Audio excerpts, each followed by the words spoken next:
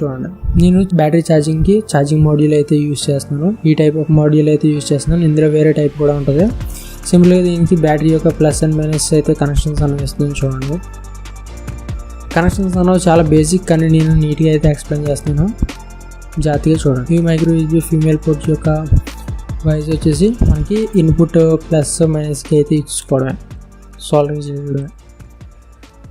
ప్లస్కి plus, మైనస్కి minus.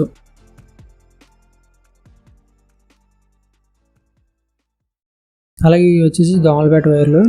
ఈ మాడ్యూల్కి అయితే direct మనకి బ్యాటరీ ప్లస్కి బ్యాటరీ మైనస్కి కనెక్షన్స్ అయితే ఇచ్చుకోవచ్చు. వేరే మాడ్యూల్ అయితే ఉంటుంది బ్యాటరీ ఛార్జింగ్కి, దానికైతే బ్యాటరీ ప్లస్ బ్యాటరీ మైనస్ అని ఉంటాయి, దానికి బ్యాటరీ వైజ్ అయితే ఇచ్చుకోవాలి.